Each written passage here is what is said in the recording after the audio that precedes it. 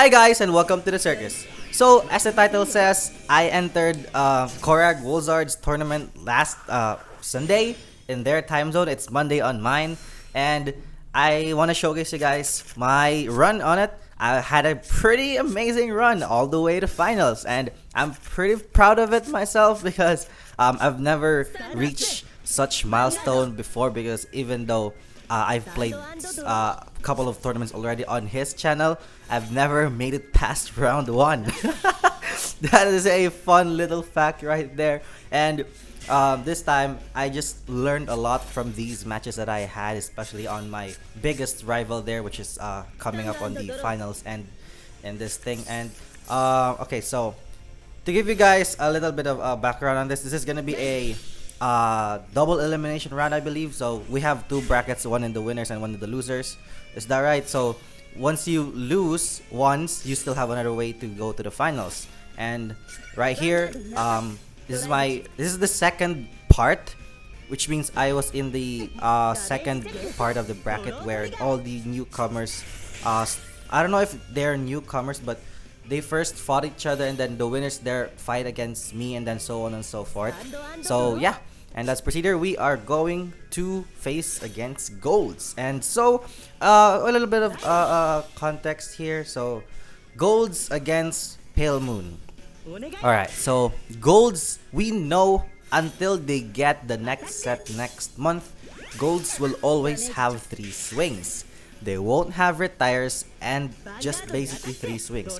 That thing right there, that concept is really important when facing against this clan, because when Golds are facing against Pale Moon, because we have Dreamy Fortress, which is like 5 or 4 to 6 intercepts in one turn. So right here, we rode onto our Dreamy Fortress because we want to secure a copy of him in the soul as early as possible. So alright, so take note of that thing right there that I said. So you wanna time your Dreamy Fortress correctly when when you're either you have no choice, or you just wanna keep your opponents controlled in a way when it comes to attacking and controlling your damage as much as possible. Yeah. So why did I decide to just pass here? Because I don't have anything else to call. It's just basically my luck. I don't have anything else to call. I have a bunch of grade 3s in hand. They love me so much. So alright, sorry about that. Okay, so I just take out his intercept and then just pass because I don't have anything else to do. This the positive thing in here is that he doesn't have a limit break yet. He didn't ride onto Ezel, by the way. He rode onto what you call it, Spectral Juke, which is his heal, by the way. So it's like a backup ride target. He didn't have Azel, or he didn't happen to superior ride onto Azel using Bowmings and Gareth. So right here, he called down a lot of grade 3s and grade 1s just for that. And then yeah, he just gave me a bunch of damage, putting me at limit break, but our soul isn't that really great. And right here, just swings again. He goes for a 1 pass, nothing there, meaning we luckily survive at 4 damage, not being pushed that far yet. So yeah, let us proceed to our first grade 3 turn. Okay, so obviously we are going to ride onto Luke here and put up that ride animation right there. Honestly, this ride I skipped the ride animation. I'm sorry about that. Alright, so right here our hand is it's not that good. I can go limit break, by the way, and just for the sake of calling out Smiling Presenter because I don't have Trapezist. Alright, so calling Smiling Presenter really helps because scooped in a heal. Oopsie. I just tried it there because I needed a soul anyway. So I just decided to, I don't know, limit break and just fetch as much Dreamy Fortress as possible. I do have 1 PG and an intercept, but that won't be enough, at least for now. I don't want to be pushed too far and burn my PG that easily. But sometimes you kind of want to just burn your PGs first before you go to your Dreamy Fortress turn. But sometimes it's the other way around. It kind of depends on the situation, and I did it either way, I guess, in these games that I had. Okay, so let's proceed here to thinking what we can do. Take note that we don't have timers. All my games don't have timers. I made a room because I just really like to take my time on thinking about my next moves, because as you all know, if you happen to be a Pale Moon player in Zero as well, it takes a lot of time to think about. You might just take a little bit more time than the timer. I often just run out of time. It happened to me a lot of times. I just decided to, like, I don't want to use timer.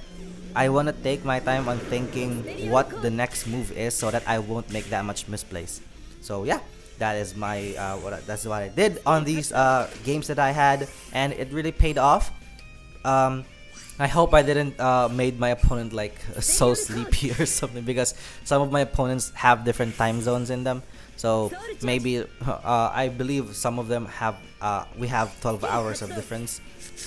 So yeah, and right here we fetched a Dream Fortress on the top 10 cards using Smiling Presenter, and we put our what you call it, a look here into big numbers, because we called a bunch of cards from Soul.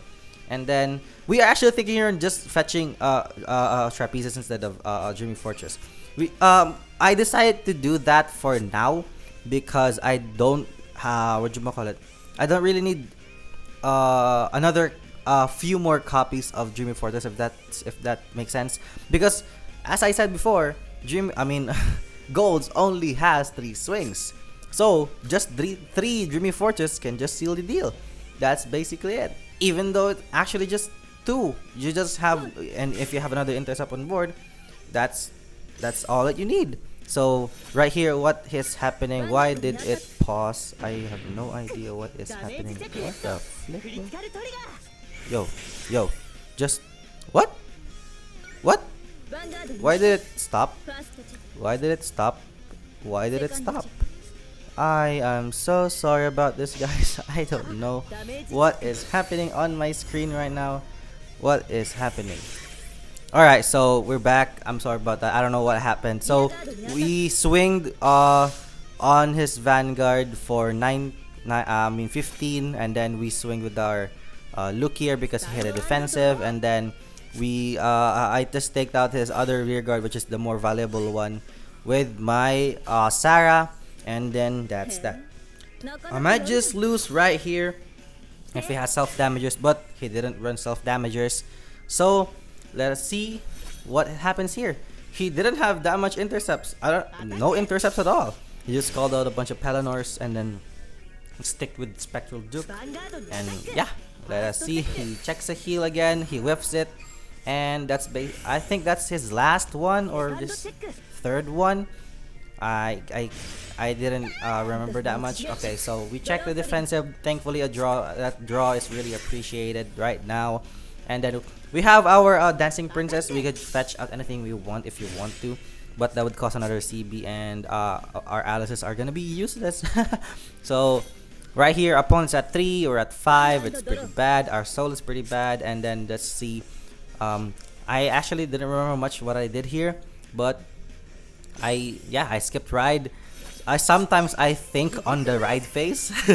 So you might see some of them going on gonna happen, or I'm gonna say what's gonna happen. What am I saying? Alright, so I used Limit Break again and called Smiling Presenter, a Trapezist, and Dreaming Fortress. Okay, so I used Smiling Presenter right here and a Trapezist. My Trapezist choice there kinda paid off as well, and then I just scooped the other Trapezist and called out the PG. The reason why I did this is because I just want Lukier to power up, and then that PG doesn't really matter that much. I'm just gonna retire it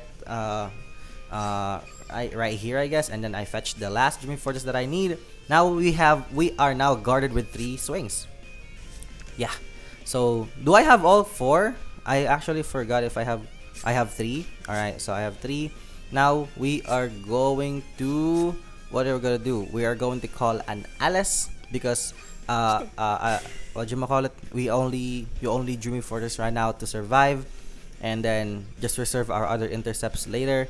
Plus it makes 16, so it's a magic number against you know, 11k base vanguards. And right here, we are planning to just swing with Dreamy, swing with Alice, and then swing with look here. So that's I think that's the plan here because I don't have any other choice. I can multi attack, but it takes a bit of what you call it.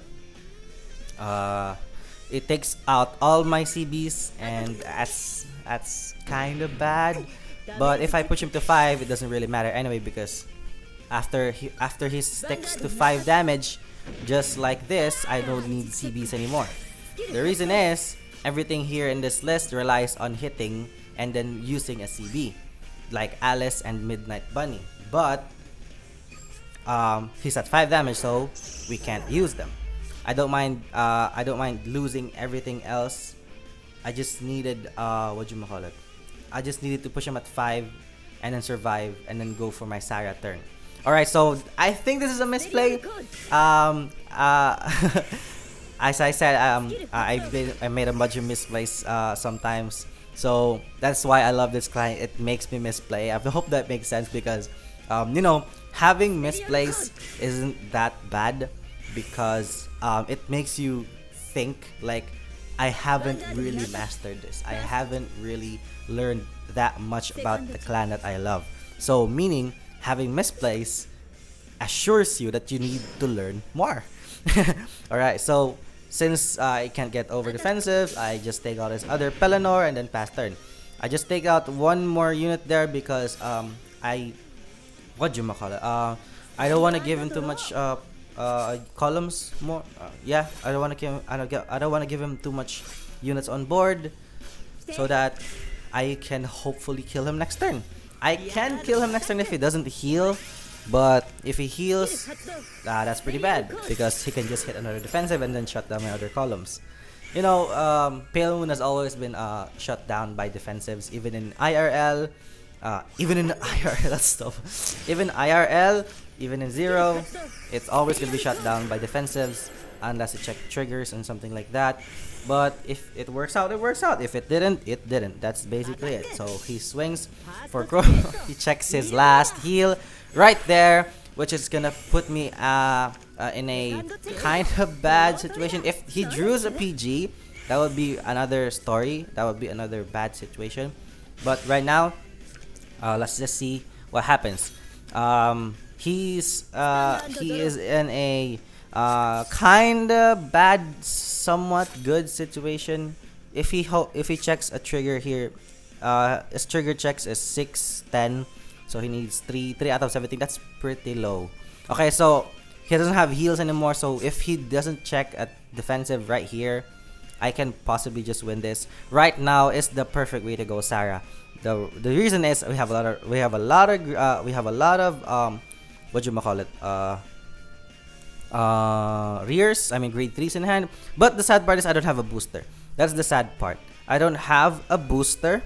So what I think is the best option here is just call my 2 intercepts, or yeah, just call out my 2 intercepts and then just hope that he doesn't get a defensive and win, because he will have Chrome Jailer. He will have a Spectral Duke active next turn if he survives here. My only hope right now was to just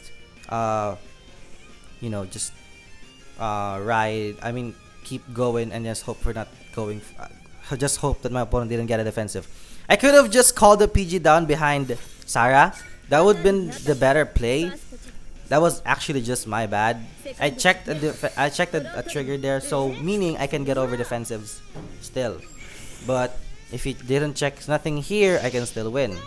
He didn't check one, so meaning he needs 2 PGs to survive this.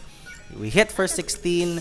He doesn't have a PG anymore, and he doesn't have heals, so we win that fight. And we now move on to the next round, which is gonna come up in just a few minutes. Alright, so see you on the next fight.